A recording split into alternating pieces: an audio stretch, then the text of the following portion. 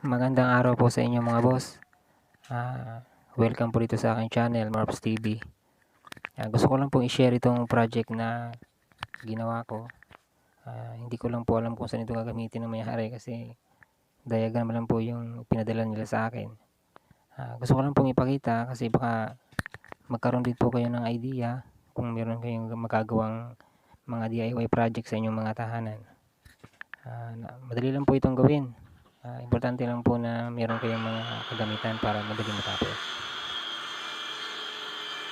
Ang kabuuang sukat po ng cabinet na ito ay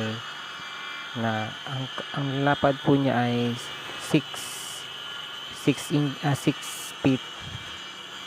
Tapos ang kataas po niya ay 7 feet. Tapos ang kapal naman po niya ay 21 inches. So wala po siya sa standard na pagcutting ng plywood, kaya medyo maksaya po ito.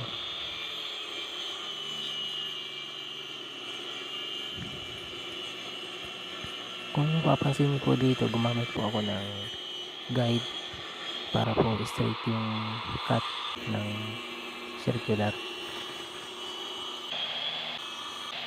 At kung nagustuhan niyo po yung mga ganitong klase ng video, sana po mag-subscribe kayo para ma-update po kayo sa mga bagong video po na akong i-upload.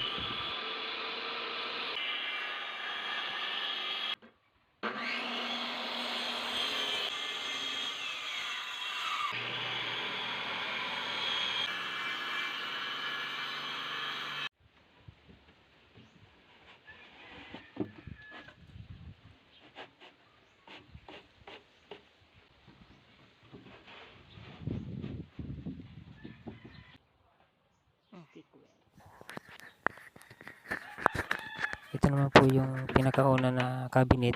Bali, ito po yung ipapatong sa ibabaw. Yan po, yan.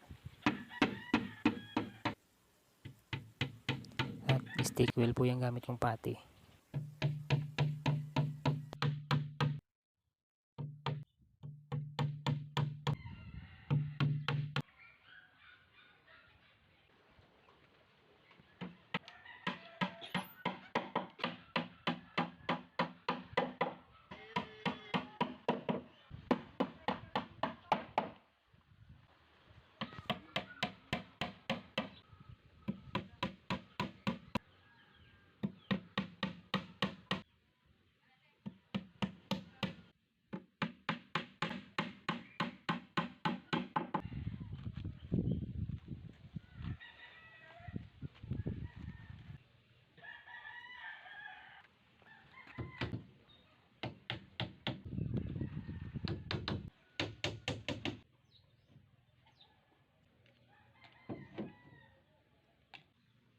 Po yung yun po yung ipapatong sa ibabaw kasi po kung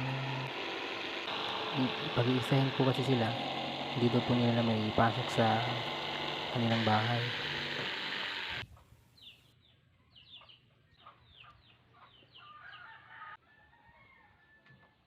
Ang gamit ko po na dingding dyan ay yung 1/4 na marine plywood.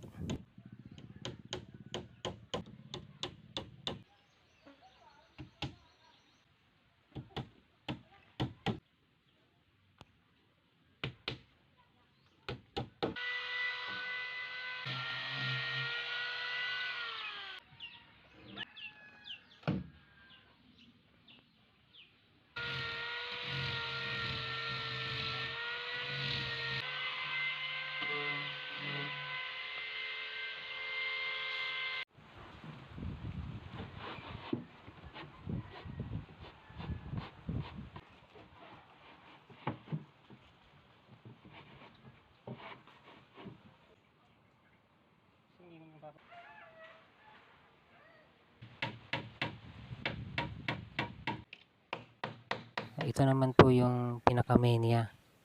Ito po yung cabinet na meron po siyang pinto. Yung una ko pong ginawa, wala po siyang pinto.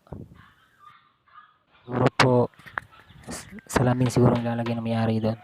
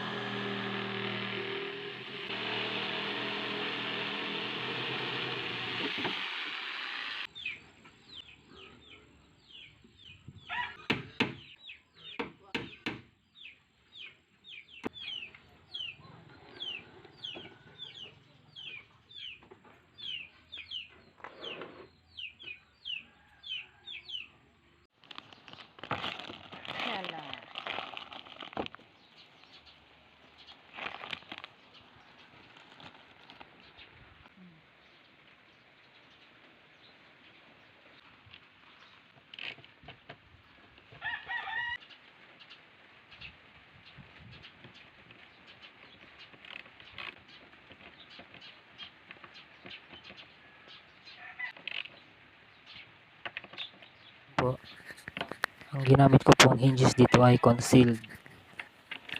Tatlong klase po yung concealed, 1, 2, at saka 3. Yung 1 po, yun po yung full. Yung 2 po, yun po naman ang half. At saka yung 3 naman, yung 3, yun po yung kung gusto nyo ang pinto nyo ay nasa loob, wala po sa labas. Yung 3 po, concealed ang dapat yung gamitin.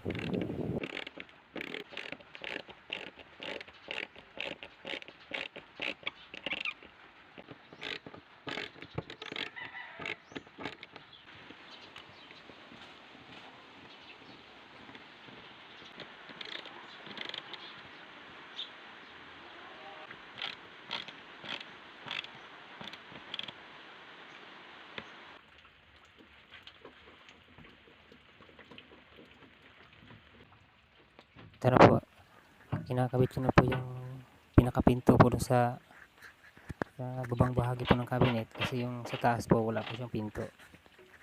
Request po ng may-ari, concealed po ang ikabit para maganda raw tingnan.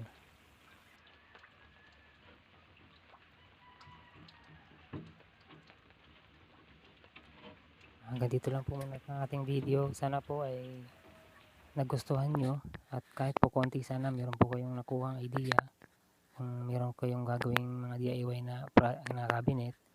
At least meron na kayong naisip na, uy, pwede pala, di ba? Maraming salamat po. Sana po mag-subscribe kayo at pakihit na rin po ng notification bell para updated po kayo sa mga video na aking gagawin.